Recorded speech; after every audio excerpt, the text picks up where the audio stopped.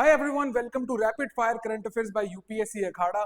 My name is Rohit गर्चा and इस video के अंदर हम कवर करने वाले हैं बच्चे योर वीक 1 ऑफ मार्च 2026. 2 दिन इसमें लास्ट के फेब के भी कवर्ड है और साथ में पहला हफ्ता आपका मार्च का कवर्ड है.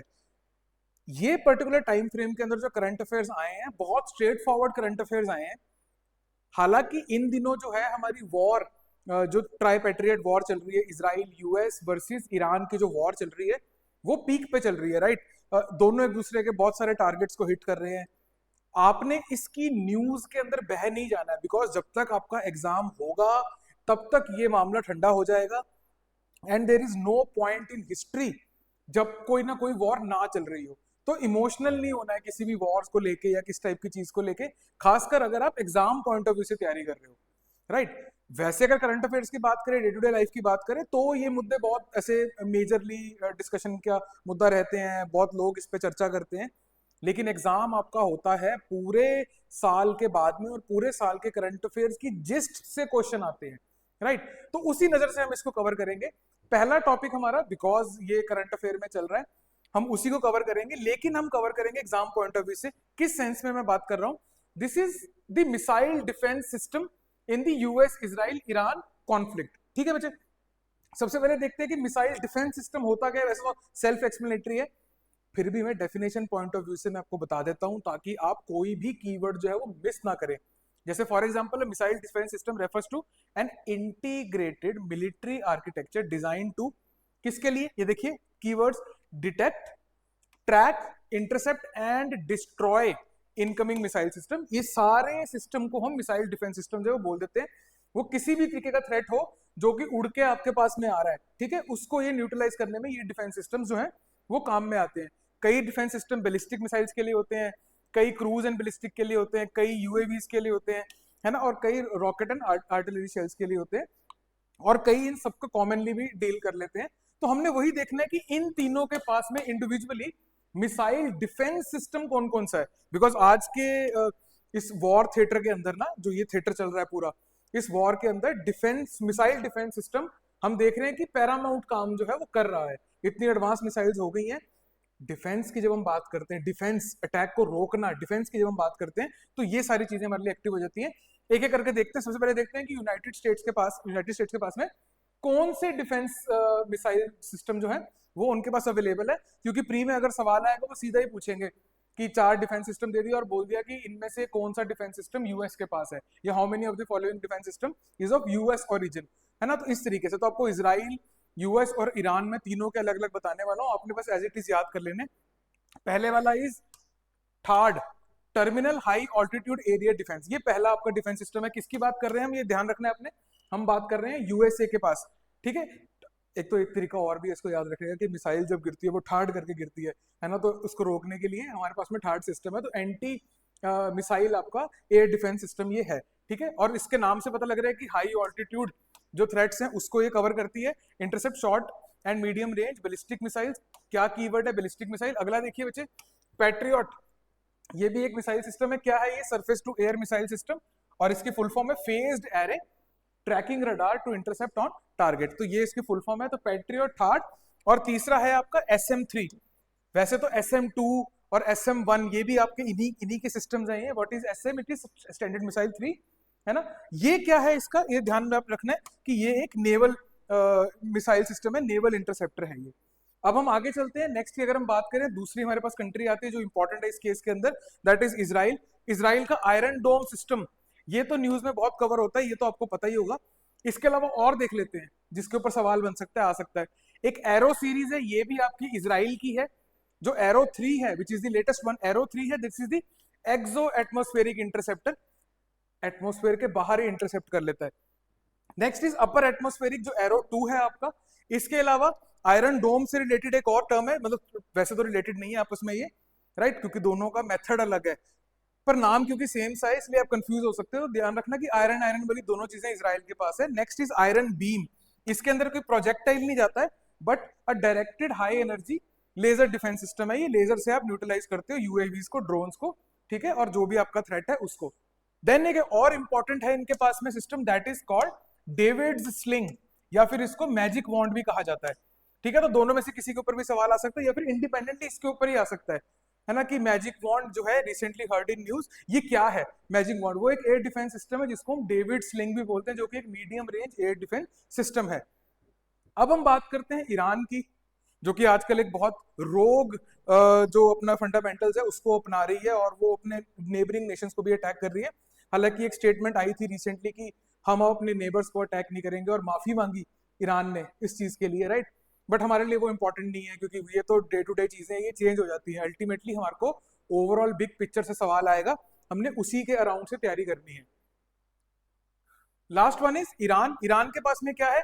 बवर 373, ये भी आपको नाम ही याद रखने हैं इसमें, ठीक है। इसके अलावा सेवोम ए खोरदाद, ठीक है, ये है आपने याद रखना है कि किसके पास में है। एक इन्होंने जो सिस्टम है वो इन्होंने रशिया से ले रखा है, दैट इज टॉर M1, ठीक है। ये भी आपने याद रखना है किसके पास में, ईरान के पास में, और कहां से आया है, रशिया से आया है। तो अगर सवाल आएगा कि कहां ओरिजिन पूछा जाएगा तो रशियन, अगर उसमें नहीं होगा आंसर में और वो सिर्फ ये पूछना चाह रहे हैं कि इनमें से ईरान के पास कौन कौन सिस्टम है, then this will be your answer, ठीक है बच्चे। Next is Majid air defence system, and last one is Azarakhsh air defence system. तो ये सारे एयर डिफेंस सिस्टम किसके पास हैं आपके? ये डिफेंस सिस्टम है ईरान के पास में। तो हमने तीनों के देख लिए हैं। आगे बढ़ते हैं, नेक्स्ट टॉपिक पे चलते हैं। नेक्स्ट टॉपिक पे डिफेंस का ये एक थोड़ा सा ना, डिफेंस के टॉपिक से क्वेश्चन आने के चांसेस एक तो ज्यादा होते हैं, दूसरा ये होता है कि इससे ना डायरेक्ट क्वेश्चन आते हैं। ये होने वाले सवाल होते हैं, इनके अंदर चेंजेस बहुत माइन्यूट से होते हैं कि रशिया को उसने मतलब कुछ और लिख दिया, रशियन ओरिजिन था, इजरायली ओरिजिन लिख दिया, यूएस ओरिजिन लिख दिया, फ्रांस ओरिजिन लिख दिया, राइट। इस टाइप के चेंजेस होते हैं। तो अगर आपने सही तरीके से तैयारी करी है, राइट, तो आई डोंट थिंक कि आपको इन वाले आंसर्स को मार्क करने में ज्यादा दिक्कत आएगी, और आनी भी नहीं चाहिए, खासकर इन वीडियोस के बाद में जो इतनी प्रिसाइज फॉर्म में आप तक जो है परोस दी जाती है। स्पून फीडिंग कहते हैं उसको आम भाषा में। तो अगर कोई स्पून फीडिंग कर रहा है तो आपने हजम अच्छे से करना है, गिरा के नहीं खाना है, और बिल्कुल तरीके से खाना है। आपका भी काम होता है स्पून फीडिंग में, है ना, यू आर बीइंग फेड, तो आपका मेजर काम है इसमें। आ जाओ बच्चे, next is ALH Mark 3 MK3 defence. ये डिफेंस का टॉपिक है। क्या है ये ALH MK3? It is this particular helicopter. ये भी रिसेंटली एक्वायर हुआ है, और साथ में इसके एक मिसाइल भी एक्वायर हुई है, उसके बारे में मैं बताता हूँ आपको। पहले ये देख लेते हैं। ये बजट वगैरह आपको याद रखने की जरूरत नहीं है, HCS में हो सकता है पूछे, हो सकता है ना पूछे, बट आई वुड सजेस्ट कि इस पे इतना फोकस करने की जरूरत नहीं है। ये थोड़ी सी राउंड ऑफ सी रकम है, 5000 करोड़ है, तो ये शायद आपको याद रह भी सकती है। अदरवाइज कभी स्ट्रेस नहीं करना है इस टाइप की चीज के ऊपर। बजट आउटले जहां पे होगा स्ट्रेस करने वाला, मैं बता भी दूंगा, जैसे कोई गर्ल्स के लिए स्कीम आई है या कोई पर्टिकुलर स्कीम आई है, नई स्कीम है, उसमें तो हम याद भी रखते हैं। ये एलोकेशंस और एक्विजिशंस के अंदर नहीं हम ज्यादा इन चीजों पे फोकस करेंगे। होएगा तो मैं आपको बता दूंगा। किसके लिए पर्टिकुलर हेलीकॉप्टर लिए वो इंपॉर्टेंट है। It is for the Indian Coast Guard. Option में क्या करेंगे वो, इंडियन नेवी लिख देंगे, ठीक है। तो आपने ध्यान रखना है इस चीज का कि कोस्ट गार्ड के लिए ये इसमें की पॉइंट है बच्चे। नेक्स्ट अगर हम देखेंगे प्रोसीजर क्या है इसका, प्रोक्योर्ड बाय इंडियन IDDM, ये हाईएस्ट प्रायोरिटी प्रोक्योरमेंट होती है। ये हमने क्लास में डिटेल में कवर किया था कि हमारी डिफेंस एक्विजिशन के जो प्रोसीजर है DAP, ये इसके तहत आपकी कितनी सारी प्रायोरिटी लिस्ट बनती है कि नंबर 1 आप किस क्या चीज लोगे। अलग अलग कैटेगरीज है, जैसे this one is indigenously design, यहीं पे डिजाइन हुआ है, यहीं पे डेवलप हुआ है, यहीं पे मैन्युफैक्चर हुआ है, तो ऐसे इक्विपमेंट्स को हम हाईएस्ट प्रायोरिटी देते हैं, ठीक है। इसकी पूरी एक लिस्ट है, 6-7 प्रायोरिटीज हमारे सेक्टर्स है हमारे पास में। टॉप पे ये है, वो डिटेल में अगर आप पढ़ना चाहो तो अगेन आप लिंक आपको डिस्क्रिप्शन में मिल जाएगा, जो हमारी रेगुलर क्लासेस हैं उसमें आप ज्वाइन कर सकते हैं। और जो हमारा एक कंप्लीट डॉक्यूमेंट आता है वीकली करंट अफेयर्स का, उसके अंदर भी आप जो पर्टिकुलर चीज है वो कवर कर सकते हैं। ये twin engine multi role helicopter है, और मैरीटाइम सर्वेलेंस के लिए वो आपको यहां से भी पता लग रहा होगा, कोस्ट गार्ड को दिया तो ऑब्वियसली आपका मैरीटाइम सर्वेलेंस लिंक इसके साथ में आएगा ही आएगा, ठीक है बच्चे। ये आपने ध्यान रखना, अगर मैं ये ना भी डालता तो भी आपको ये क्वेश्चन जो है वो आना चाहिए। इजी है ये, ज्यादा कोई टफ चीज नहीं है इसमें। दूसरा जो मैं आपको बता रहा था कि उसी एक्विजिशन के अंदर एक स्टिल मिसाइल, शटिल स्टिल जैसे भी आपको बोलना है, आपने तो पढ़ा हुआ देखना है ना, तो still surface to air missile system है। क्या इसमें कीवर्ड्स है, ये देखिए ध्यान से। कीवर्ड इसमें है शिप बोर्न, कहने का मतलब कि जहाज के ऊपर रखा जाएगा इसको, ठीक है, पानी के जहाज के ऊपर, और वहां का सिस्टम है ये, ठीक है जी। कौन सा सिस्टम है? Surface to air missile system है ये। Intercepting aircraft, helicopter, UAVs and anti ship missiles, defence system है, तो यही सब करेगा। और इसमें क्या इंपॉर्टेंट है बच्चे, इसमें एक इंपॉर्टेंट चीज ये है, is this one, it is derived from Russia's Buk missile system. एक सीधा सीधा यहां से सवाल आएगा, किश्तिल missile recently heard in news. ये तो सीधा बहुत इजी क्वेश्चन आएगा कि कौन सी कंट्री से लिया है, वो आंसर होगा रशिया। एक स्टेप फर्दर होगा कि वो बोलेंगे कि ये किससे डिराइव्ड है, तो that is Russia's Buk missile system.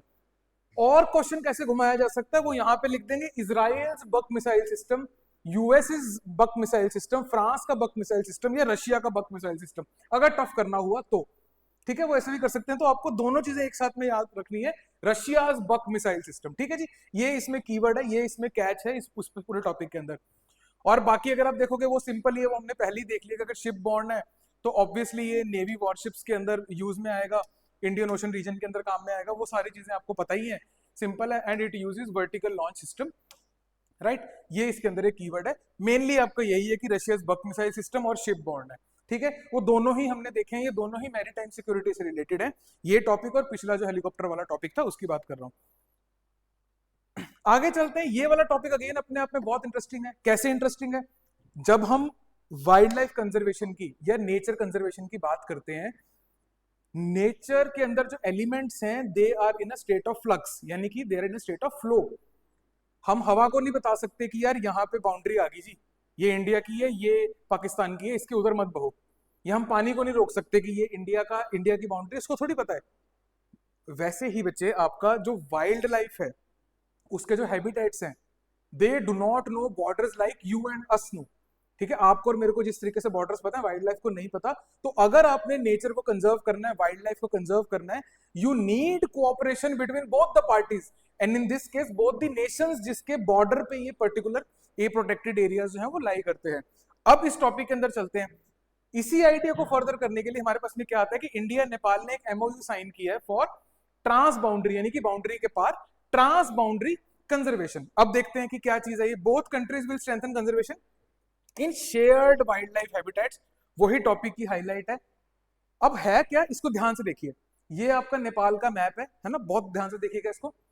यहां पे हमारे पास में इंडिया के अंदर कटर्निया घाट वाइल्ड लाइफ सेंचुरी है, जो कि आपके उत्तर प्रदेश के अंदर है।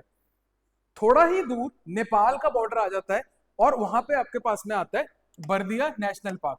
अब यहाँ पे टाइगर्स रहते हैं जो कि इस एरिया से इस एरिया में आना जाना करते हैं। नाउ दिस पर्टिकुलर कॉरिडोर, इसके ऊपर एमओयू साइन हुआ है कि हम यहाँ पे प्रोटेक्शन जो है वो प्रोवाइड करेंगे, ताकि जो आपकी टाइगर पॉपुलेशन है, क्योंकि वो फ्री रेंज होती है, वो घूमती है। ठीक है, तो वो घूम रही है अगर, तो आपको ध्यान रखना है कि human animal conflict, tiger man conflict कम से कम हो, इसके लिए एमओयू है। प्री पॉइंट ऑफ व्यू से हमारे लिए क्या इंपॉर्टेंट है, इस कॉरिडोर का नाम है बच्चे यहाँ पे दिखा हुआ, देखिए ध्यान से, खट्टा कॉरिडोर। ठीक है, नेपाल में किसको टच कर रहा है, नेपाल का कौन सा एरिया इसमें, that is Bardiya national park, this one. और इंडिया में क्या है, कटर्निया घाट वाइल्ड लाइफ सेंचुरी। ठीक है, वो आपका इंडिया वाले कॉलम में है। ये कहां पे है मैंने आपको बता दिया, उत्तर प्रदेश में है। वो वाला हमने देख लिया कि वो नेपाल के अंदर है। तो पहला सवाल तो यहीं से बनेगा कि खट्टा कॉरिडोर किन दो नेशनल पार्क्स को या किन दो प्रोटेक्टेड एरियाज को जोड़ता है। या फिर वो फर्दर कर सकते हैं कि इंडिया में इसको, नेपाल में इसको, और इंटरचेंज कर देंगे। इंडिया में लिख देंगे बर्दिया नेशनल पार्क और नेपाल में लिख देंगे ये कटर्निया घाट वाइल्ड लाइफ सेंचुरी, है ना। इस तरीके से वो इंटरचेंज कर देंगे, पर आपने ध्यान रखना है कि कौन सा कहाँ है। नेक्स्ट देखिए, दो हैं इसके अंदर हमारे पास में कॉरिडोर। दूसरा है वाल्मीकि चितवन लैंडस्केप, राइट। नेपाल में क्या है, Chitwan national park and Parsa wildlife sanctuary, ये दो एरियाज आपके नेपाल में है। ये देखिए बच्चे, इस एरिया के अंदर लाया करता है ये। और इंडिया में कौन सा है इसमें, वाल्मीकि टाइगर रिजर्व, ये आपका है बच्चे बिहार के अंदर। ठीक है, तो इस एरिया में आ रहा है। तो मैं क्यों आपको ये दोनों एरियाज दिखा रहा हूँ, जस्ट बिकॉज कि ऐसा हो सकता है कि वो आपको ईस्ट और वेस्ट या राइट और लेफ्ट में लगाने को बोले कॉरिडोर को, है ना। तो उसमें भी आपको थोड़ा बहुत पता होना चाहिए कि कौन सा किस तरफ है। इसलिए आपने दोनों मैप्स को बस मोटा मोटा याद रखना है। नाम जरूर याद रखने कि नेपाल में कौन सा है, इंडिया में कौन सा है, और कौन सा आपके पास में कॉरिडोर है। ठीक है, इसके ऊपर आपको जो है डायरेक्ट सवाल आ सकता है, तो आप ध्यान रखिएगा। नेक्स्ट टॉपिक, अगेन इस टाइप के टॉपिक्स जो है ये इसके ऊपर सवाल आने के चांसेस बहुत ज्यादा होते हैं, बिकॉज क्वेश्चंस बहुत इजीली फॉर्म हो सकते हैं और घुमाए बहुत आसानी से जा सकते हैं। यूपीएससी के अंदर बहुत सारी ऐसी इस टाइप के क्वेश्चन पहले भी देखने को आए हैं, एचसीएस पीसीएस के अंदर भी इस टाइप के क्वेश्चन देखने को आए हैं और आते रहेंगे, राइट। क्योंकि इसके पे सवाल बहुत आसानी से बन सकता है। नेशनल इंपॉर्टेंस की भी न्यूज है, वाइल्ड लाइफ की भी है, ऊपर से आपका यूपीएससी में इंडियन फॉरेस्ट सर्विसेज का जो प्री है वो भी इनके साथ में कॉमन होता है, राइट। तो उस पॉइंट ऑफ व्यू से इन्वायरमेंट के टॉपिक्स बहुत इंपॉर्टेंट हो जाते हैं। आइए देखते हैं। तो अभी रिसेंटली बोत्सवाना से, which is a country, Botswana से चीतास जो है वो ट्रांसलोकेट हुए हैं इंडिया में। उसके रिगार्डिंग हम कुछ फैक्ट्स देख लेते हैं जिसके ऊपर प्रीलिम पे सवाल आ सकता है। फर्स्ट ऑफ ऑल, कितने चीतास ट्रांसलोकेट हुए हैं? 9 चीतास। कहां से कहां पे हुए हैं? बोत्सवाना से कहां पे? Kuno national park. Kuno national park कहां पे? आपका मध्य प्रदेश के अंदर। और किस प्रोजेक्ट के अंदर? दिस इज प्रोजेक्ट चीता। ठीक है बच्चे, थोड़ा सा और इसके अंदर देखते हैं हम कि ये वाले तो इस साल आए हैं चीतास, 9 चीतास। इससे पहले भी हम ट्रांसलोकेट करवा चुके हैं 2022 के अंदर नमीबिया से। कितने? 8 चीतास। 12 चीतास हमने कहां से लिए थे?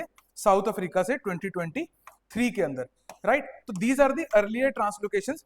हो सकता है यहां से कुछ सवाल आ जाए, राइट, या फिर आपको वो असेंडिंग ऑर्डर में, डिसेंडिंग ऑर्डर में लगा दें। 8 नमीबिया से, 9 बोत्सवाना से और 12 साउथ अफ्रीका से। वो पूछ सकते हैं कि हाईएस्ट नंबर ऑफ चीतास हमने कहां से ट्रांसलोकेट किए थे। इस टाइप का जो है सवाल आपको देखने को मिल सकता है बच्चे। करंट पोजीशन इसके बाद में क्या हो जाती है? India now has 48 cheetahs including 29 cubs born at Kuno. ठीक है, इतने इंडिया में इतनी पॉपुलेशन हो गई है।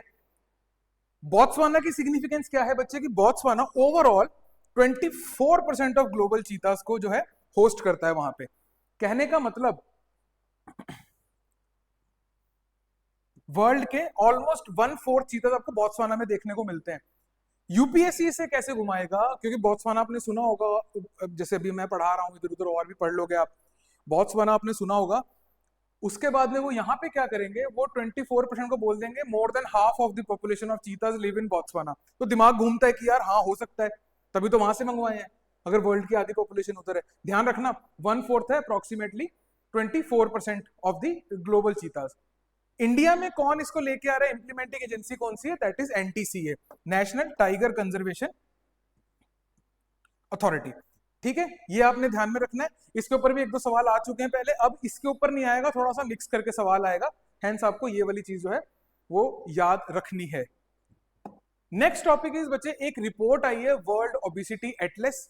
ठीक है, इसमें भी आपने बस मेन चीजें ये याद रखनी है कि कौन इसको दे रहा है रिपोर्ट को, वहीं से आ सकता है सवाल इसके ऊपर आएगा। ज्यादा डीप में जाने की जरूरत नहीं है। बाकी मैं आपको यहाँ पे बता दूंगा कि बॉडी मास इंडेक्स की क्लासिफिकेशन कैसे कैसे होती है, ये आपके प्री में आ सकता है। ये देख लेते हैं।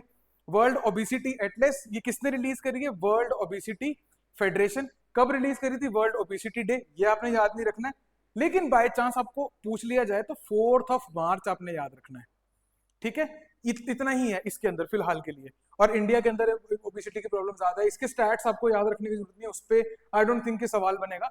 सवाल बनेगा तो यह है कि WHO वर्ल्ड हेल्थ ऑर्गेनाइजेशन का जो ये पर्टिकुलर सवाल है कि आपका BMI क्लासिफिकेशन कैसे है। अगर हम BMI की बात करें, इट इज अंडरवेट मानते हैं अगर हम 18.5 से कम स्कोर होता है। नॉर्मल माना जाता है 18.5 से 24.9। इसके बाद से आपकी ओवरवेट की कैटेगरी शुरू हो जाती है। ओवरवेट 25 से 29.9, देन 30 अबव आपका ओबेसिटी में चला जाता है। उसके बाद में इसकी क्लासेस हैं, बट आई डोंट थिंक कि आपको ये पर्टिकुलर चीज याद रखने की जरूरत पड़ेगी। दैट इतना ही, अगर इसमें सवाल आया तो इतना ही बनेगा, इसके ऊपर जाने की जरूरत नहीं है। जो बच्चे क्लासेस मिस कर रहे हैं, आई वुड सजेस्ट कि आप be regular in the classes. जो रेगुलर क्लासेस हमारी अखाड़ा पे चलती है, जिसका लिंक आपको डिस्क्रिप्शन में मिल जाएगा। रेगुलरिटी का बहुत ज्यादा फायदा होता है, जिसको आप रिप्लेस नहीं कर सकते हो लास्ट मोमेंट की, जितनी मर्जी मेहनत आप कर लो। Regularity is a process which can not be bypassed. On that note, thank you for watching. My name is Rohit Garcha and this is UPSC Akhada.